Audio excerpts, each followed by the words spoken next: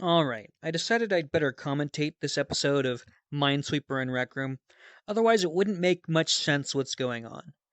Now, this episode would have been the last one before I made a full video over it. You know, the video where I finally had Minesweeper working, but due to some technical hiccups, I had to spend time fixing something, and that problem was that tile numbers were not being generated correctly. Now, if I go check something real quick, this is what I call the display driver. It is the series of text objects and chips that, well, run the display. This is the game's internal state. This is the list of mines and tile numbers on the board, and this is the actual screen.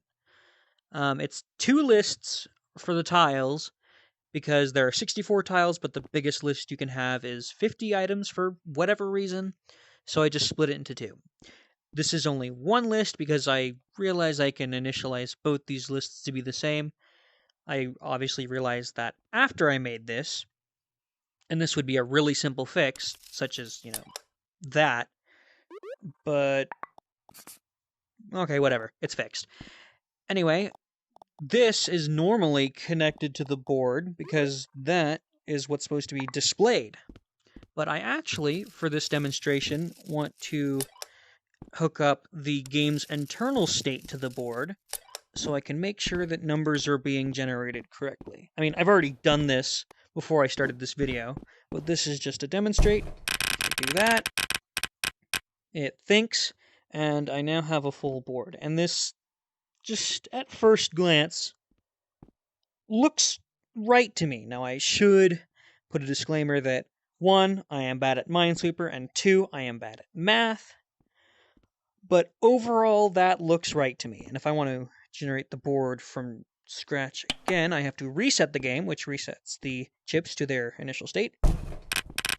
And of course, the first click is the one that draws the playfield initially.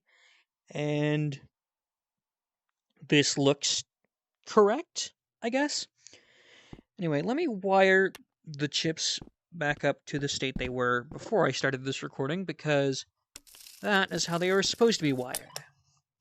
I just wired that to the wrong one. Low goes to the top. I think that's correct, yes. So this is what I do have done, and if I just showed this, it would be kind of underwhelming, so that's why I made this whole extra rest of this video. I missed. That actually makes sense, because the first click, it would have just been this whole board covered in green number signs, except for this point. But I'm actually continuing the last game, and it's actually showing what it's supposed to on the frame. And 2 1s, I'm basically guessing at this point, and I'm going to guess here. Okay. I'm going to guess that this is an empty... No, this is an empty... No. Well, again, like I said, I am bad at Minesweeper. And I think more modern versions of Minesweeper can ensure that your first click won't be a guess. But that's hard. I mean, at least I ensured that your first click isn't a mine, and I did that by generating the playfield after your first click, and just excluding that first click location from the possible mine locations. And that's about it. So, speaking of that's about it, this is about all the progress I have, unfortunately. But I had to fix bugs, otherwise this game would have been practically unplayable, because if the numbers are wrong, your intuitions about where the mines are will automatically be wrong. So, that was top priority, was fixing the numbers. Anyway, thanks for watching, and hopefully the next video in this series will be the finished Minesweeper, because really all that's left is the system where you click a tile that's empty, or I think a tile that's adjacent to a tile that's empty, and it recursively uncovers all adjacent tiles in all connected contiguous tiles that are empty. So if I click this tile, it would fill out, it would dig out this, basically.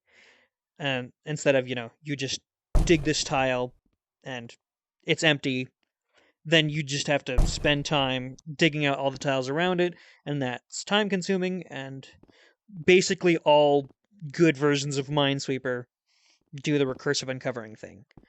But that's going to be a challenge to figure out, at least for me. So, yeah. Thanks for watching, and bye.